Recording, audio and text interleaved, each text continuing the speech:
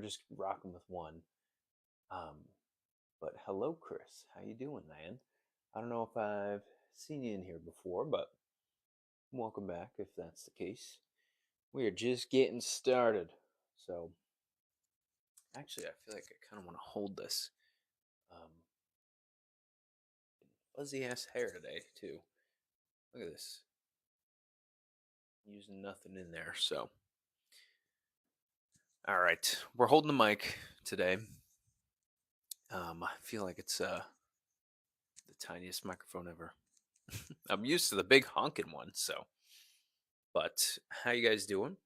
Dr. Antonio here, doing this from home because we got a crazy snowstorm, supposedly crazy snowstorm that's coming down right now as we speak. So, in the sake of Route 80 being a complete mess, I'm gonna avoid that as best as possible for one thing, and still get the live done. Chat with you guys here tonight. Make sure. Ooh, H. pylori question right off the bat, huh? Is that our first one? Well, I talk about this a lot because it has a lot to do with stomach acid, and that is a huge topic that I cover all the time. And why that's important is stomach acid kills off a lot of the bugs that we encounter on food products or from our own opportunistic overgrowths. So say for something like H. pylori, you're having an overgrowth within the stomach now, and that is not supposed to be there at all. So, stomach acid's way too low. Mucosal barriers definitely disrupted there because they're going to secrete things like IgA and just protective things for the immune system within the GI. So, I would wonder what food practices look like. Obviously, grains are going to have to go. You probably gluten intolerant, probably got some opportunistic infections going on, some allergic responses. So, Albizia, chamomile, BT&HCl, maybe a little slippery elm uh, for the beginning here. But I would still want to see some additional labs and base that off you because you can't really just take a name and then know exactly what to do for that person in particular. Everybody's going to be a little bit different. So, my 2 cents there. All right.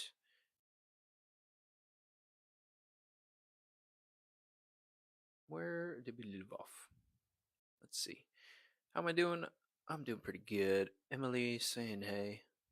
All right, we hit some of those. Janita, hello, how are you? I want to study medicine, but I have Crohn's disease. Is it possible? I don't know why that would prevent you from doing that. Emily, hi, this might be a strange question, but I seem to get strep throat around the same time. Is it the cycle? Oh, every year. Usually around February, March. So, you're probably getting low vitamin D for one thing. A load of vitamin D, and then just more exposure to different antigens because you're inside all the time. So that's another factor here. Um, but to get your vitamin D checked, usually it is dramatically low. Um, I want vitamin D way higher than 30, which is like the usual range on there. So 30 is not the adequate amount by any means. Um, but then there's B cells and T cells and all these other immune cells that fight off a lot of these things, natural killers, and to properly mature those things. And even from a microbial perspective, there, like when I was talking about the BT&HCl earlier for something like H. pylori, um, even mental stress alone for a lot of women will cause them to have a lot of tummy troubles. So that's because mental stress will mess with stomach acid production. And yeah, now you get infections that take place, overgrow, cause you a bunch of trouble, and then you get strep throat every year. But that strep overgrows from the inside. That overgrows from the GI and spreads through. So you have microbiota all over you, even on your skin, which sounds kind of gross, but we have so many. And it should be that way. That's how the immune system works. It's how everybody interacts with antigens on a daily basis. But you're constantly coming in contact with things, usually mycoplasmic infections there. Can you use some xylitol, birch bark xylitol for low budget things? Definitely. I do like Oregon grape here because of the amount of berberine in there. is really going to help. It's a great digestive bitter for a scenario like that. Link in bio. Um, but yeah, aloe vera juice with like birch bark xylitol, mouth washing, swishing, maybe even gargling that way too. Even Oregon grape, trying to hold that in the mouth a little bit longer, um, cycling that with either oregano oil, something like that, and herbal throat spray. There's that too. Even the nasal cavity is involved here. So you could do so many things, but I would want to talk to you at least, do a complimentary visit, see what we got going on. Jen popping in. What's up, Jen? I know I skipped a bunch here. Let's go back to where we were, huh? Emily had a question there. Covered that game. Boom. Strep throat. So yeah, a lot. And sugar abuse too, because sugar abuse for something like strep, yeast, different bacterial and fungal things that go on, they're gonna overgrow like crazy when you abuse sugar and have very low vitamin D. So, and high stress and low stomach acid. So it all intertwines. You can't separate these things. But good question.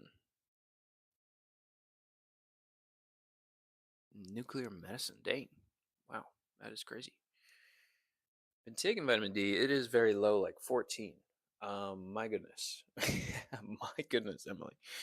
I would wonder the dose because the dose matters. Just because you're taking it doesn't matter. You could be taking 1,000 IU's once or twice a day. That's not going to do anything. That's not going to do anything. Very little. Plus, you need the K2 in there. So, outside every day for at least an hour. Still, though, at the time of year that we're in, if you're in the US, that's extremely hard. So even if you're a Floridian.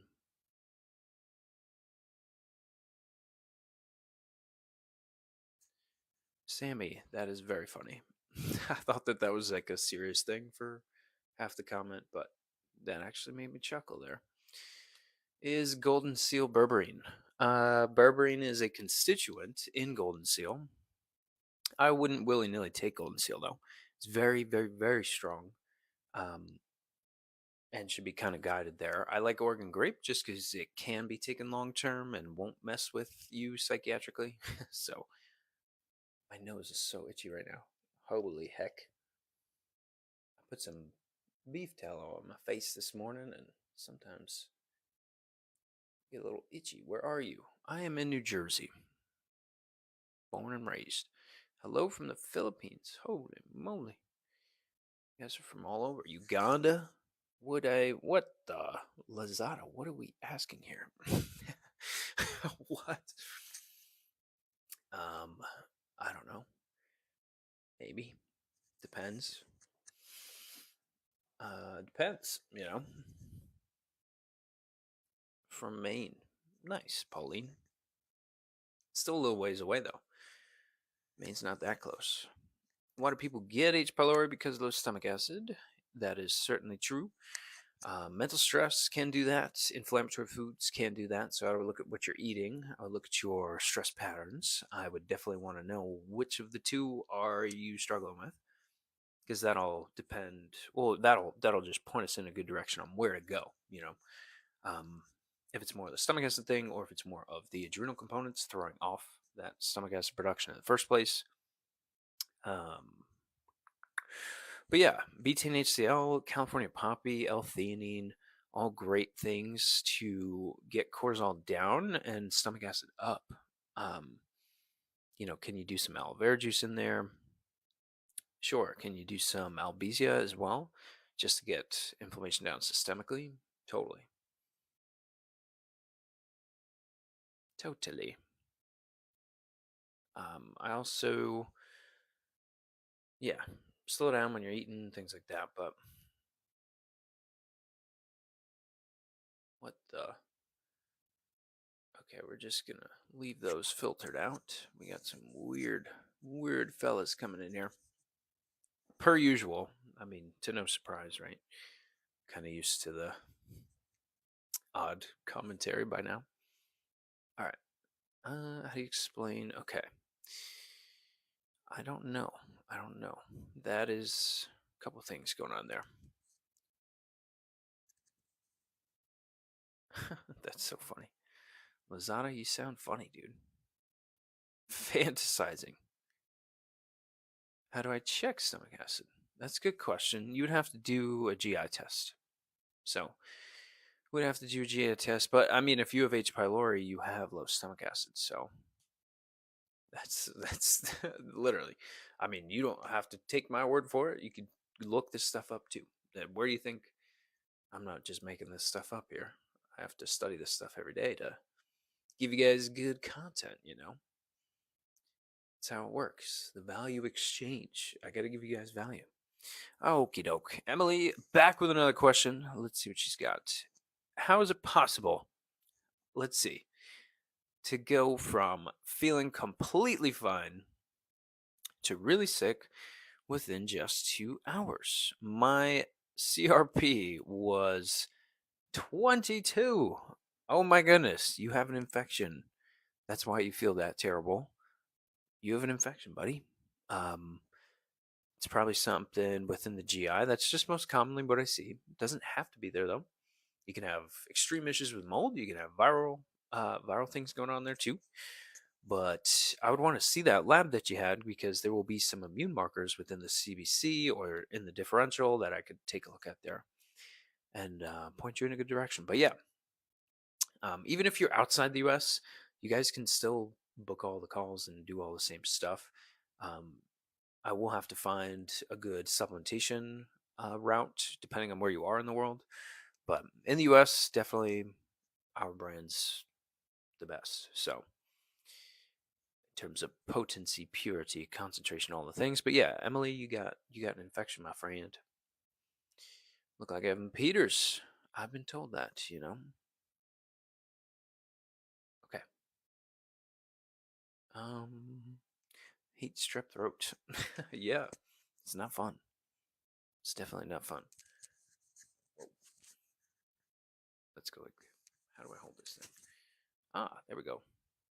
Easy. Look like Evan Peters. Yep, yep. No, doc, this is a real problem. They told me I'm suffering. Interesting. I think he's an alien. Okay.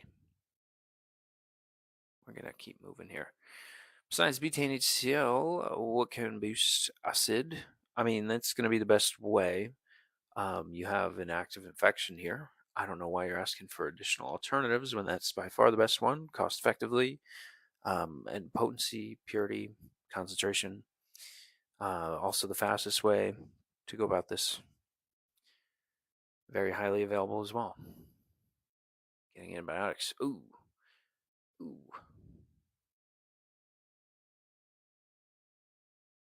I have deep pain in the left side of the chest, coming and going, pins and needles, right side of the head. I would go and see a medical provider. That is not supplement territory here. Um, get scans done, and if everything turns out fine, then it's probably something structural going on, and you go and see a chiro. Go see a chiropractor. I mean, it could be worse though. It could always be worse. Could always be worse. Thoughts on Clen? No idea what that is. Big appointment for the son on Friday. Tweety, what is going on? How you doing? Haven't seen you in a minute. Um, welcome back. Doing got a little floaty mic today. This too shall pass. Yeah, yeah. I mean, garlic. You can cut up small pieces of garlic, Emily, um, and try to chew on a very, very, very, very small piece of garlic. That way, you don't get any chemical burns there. And like I said, the herbal throat spray, slippery elm, chamomile, and probably some oregano oil. You'll do very well there. Maybe even colloidal silver within the nose, since that will grow there too. Um, but yeah, I've seen that plenty of times. Ooh, see if it's epilepsy. How'd you handle carpal tunnel? It's either sugars are getting way too high, way too out of whack, or there's something structural going on from possibly daily posture things, whether it be at the neck, elbow, wrist, most commonly at least. And then, I mean, I would see the chiro for the most budgetary thing there for the quickest assessment and fix. And then, you probably will have to change some postural things there, r- regardless of currently what's happening. But because there's some stressor that is creating that response, there is either a postural thing or something chemically throwing that off. So I would look at those two things. And yeah, if it's more physical, definitely chiro is going to be your best bet. And if it's more chemical, you're going to want to reduce sugars, maybe do some fat soluble B1. Fantastic for neuropathy types of issues. It's very similar. Hello, hello. To be honest, water is what I manage. Just now, usually gets better 2 to 3 days though. Yeah, you get it every year though. That's not normal. So it's overgrowing. Too much stress, too much sugar, too low vitamin D, immune system going under some issues. So yeah, I wouldn't approach it like that, but could be. EMG says active denervation. Okay. L5 radiculopathy. I'm in PT. Go to spine doc in March. I would see a chiro. I don't know why people get referred to everybody else except a chiropractor when that's like the number one spinal person to see. Um, yeah, crazy stuff happens all the time, and that can go away very quickly, very quickly, within either one or a few sessions. So, yep.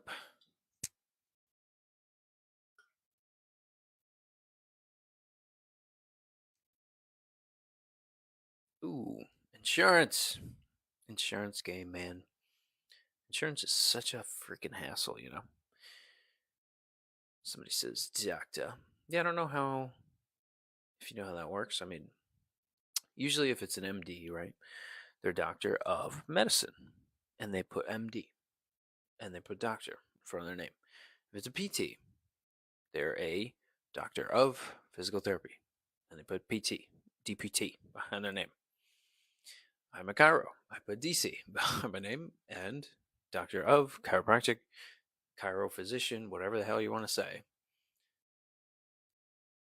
Yeah, I mean, you guys say the same stuff every day. It's like, my goodness. At least since China sold this to the US, I don't think that there's all these spam bots on it anymore on these lives because it used to be just freaking terrible. But we'll see if they say anything else. Hello, Nanya. How much betaine? And how long do you think? I mean, I acidify my stomach almost daily. Probably the safest long-term thing you can do because your stomach is supposed to have a pH of like 1. So, um, yeah, your stomach is so acidic that if you put your finger in there, you would not have a finger anymore. So just to be very clear, that it's totally cool. Normal physiology, just supporting normal physiology there, and that normal physiology gets rid of that infection. So it's not really the BTCL; it's your body responding to that, creating more stomach acid on its own from that positive feedback loop. The way all the body functions, or the majority of them. So yes. I don't know though. I don't know your size. I don't know a lot of things. There's a tighter dosage that you usually start with that. But send me a message. We can point you in a good direction there.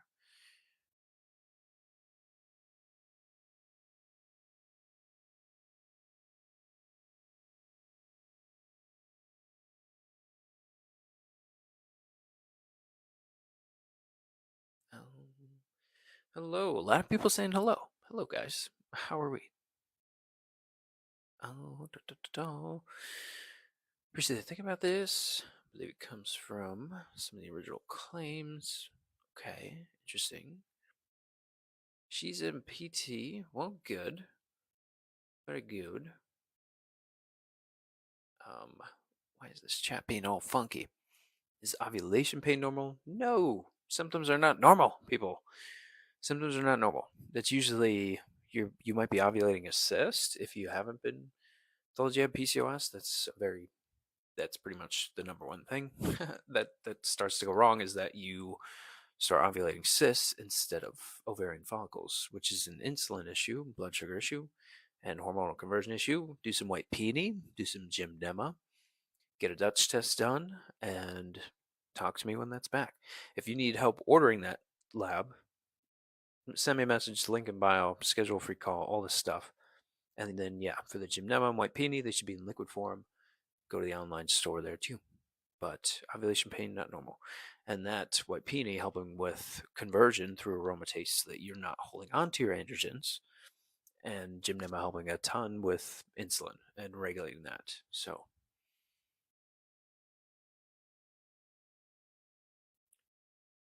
no. Okay. She does birth to 3. Nice. Very nice. For some reason, today does not feel like Sunday. I don't know. Maybe it's the weird snowstorm thing, possibly. I don't know. It's actually kind of comfy holding the mic like this. It feels like I'm smoking or something.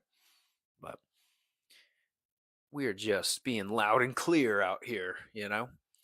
Okie doke. Tips to help her get walking. I mean, that's definitely way more physical stuff that you want to do. A lot more chiropractic there in person. And you don't want to push the kids to start getting them to walk. But yeah, stages of development, I would have to see that. Maybe some cranial things that you could do there. Um, Total chiro in person ordeal. But yeah, still good question though.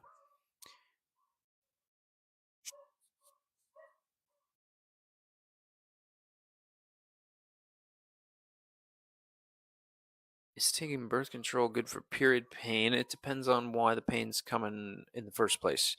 Usually there's some fibrosis or tissue growth happening to where now that's creating pain, because now when that lining goes to come off or once a month, that's going to create a ton of pain. Or the ovulation thing, some PCOS stuff that can go on, cysts can grow.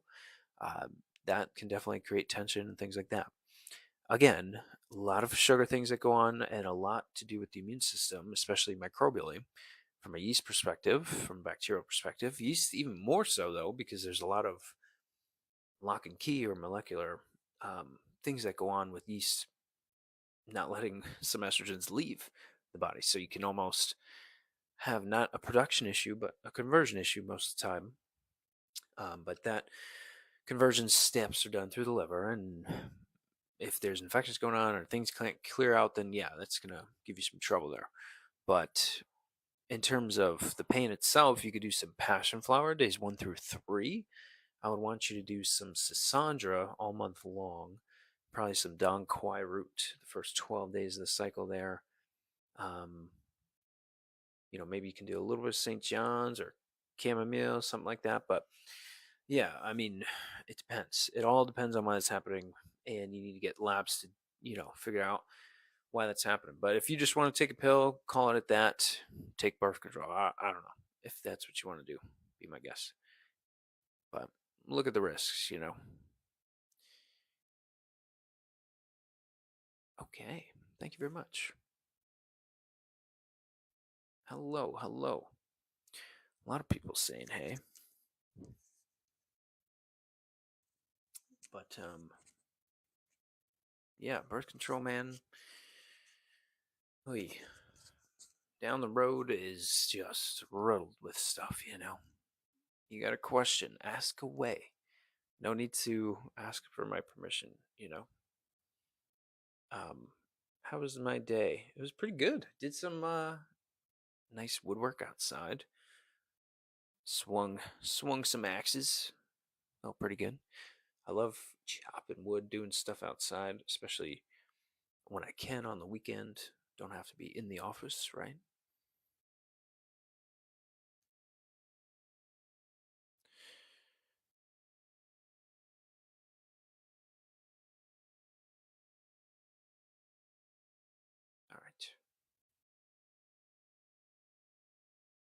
Well, I can't, technically. Pop. Snowing a little by you, Tweety? Yeah, I bet you guys have. How much snow have you guys had in Wisconsin there? Probably a freaking crazy amount.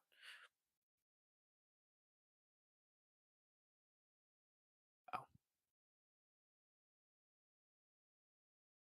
your yes was lowercase, so I had to lean in just to see it. Not a lot. Dang, really?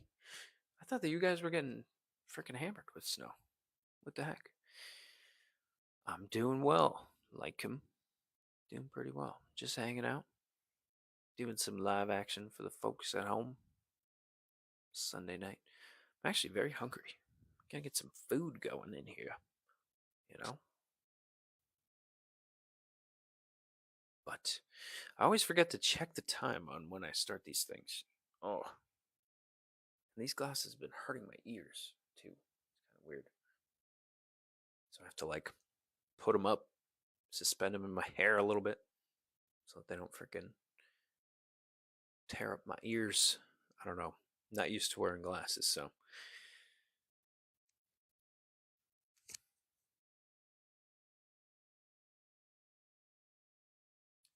George Garcia. If exposed to mold, what test can I request? How long does it stay in the system after leaving it? It depends on how well your body can get rid of it. And that, I'll probably do like an oats test paired with a mycotoxin test. But I do those through cash based labs. So way cheaper to do them that way. A primary doc is definitely not ever going to order that for you, unfortunately. Just kind of how it goes. That's not really what they do, right? It's a fire department. Axes and hoses put out fires. Amazing at what they do.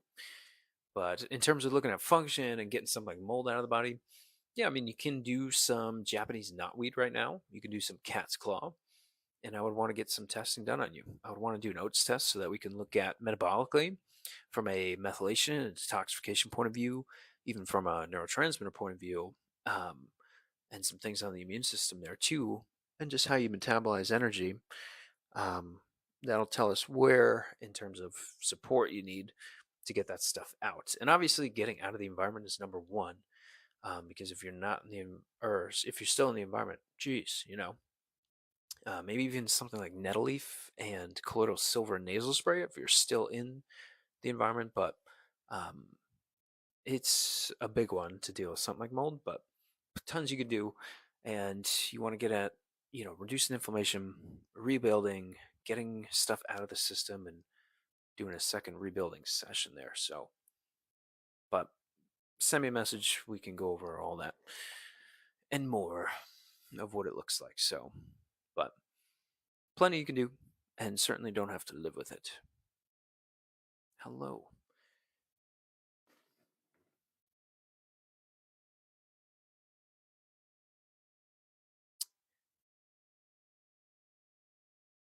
This is so funny. Hold on. We have a triggered person in here. Got a doctorate, years of studying, and you are wearing those dork glasses on live. Be for real, man. Well, as a doctor, when you're staring at blue light screens all day, it will disrupt melatonin production within the body. So then it will disrupt your circadian rhythm.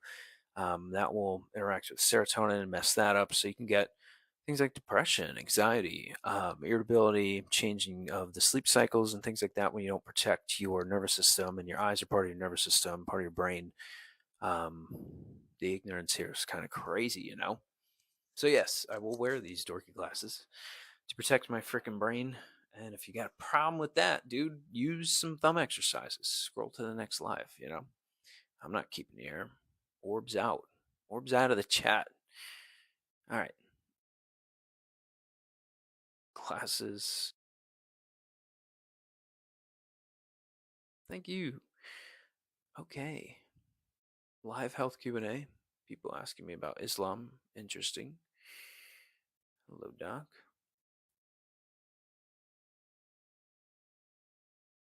Oh my goodness. Was in it for over a year and a half. Finally are remediating it. Nice. That is actually really hard to get. So I'm surprised you got that. Settlement, but need additional proof for health issues. Yeah, I would get a mycotoxin test, man. Let me know if you need it. Yeah, you an optometrist. No, but I just have common sense and I have fingers and I have access to research, like all of you actually. And I use my brain, the brain that's not being damaged from blue light, all that stuff. Which is all of what I study, right? These are hidden stressors that everybody interacts with, and when you reduce your stressors, your body can function normally, um, and get the most health benefits possible. Mel, hey Mel, I've seen you in here before. What's going on? How you doing? Popping in there. Nina, that's a cool name. Well, hey, good stuff, huh? I probably gonna go eat some foodies, yeah. Why am I blushing about Mel? I'm just saying, hey, dude. Either way, I'm gonna get some food. Probably charge up this phone so that we can cook on here a little bit longer tonight. But I will be back. If you guys do need testing, opinions, supplementation, all that stuff, send me a message on here. If you want to jump to complimentary calls, things like that, you can schedule them yourself through the link in bio. You could also do new patient appointments. You could do the supplementation I talked about if you're just trying to dip your toes in the water. We'll handle one more here before I head out. Any tips to lower cortisol levels? So I would watch what you're doing in the morning, and some sleep pattern things there. So you could do like a teaspoon of avocado oil before bed just to help with cortisol through the night so it's not rising too early. Then when you wake up, you definitely want to get good light exposure to the eyes, obviously from outside. You want to wait to drink any coffee because that's going to mess some things up later in the day. But if it is too high and your heart's kind of racing in the morning, California poppy and L-theanine paired together will do you very well. Um, they were pair very well, handle with caffeine very well, and link in bio there.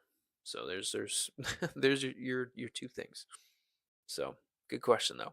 All right, I'm gonna go eat, and we'll be back later.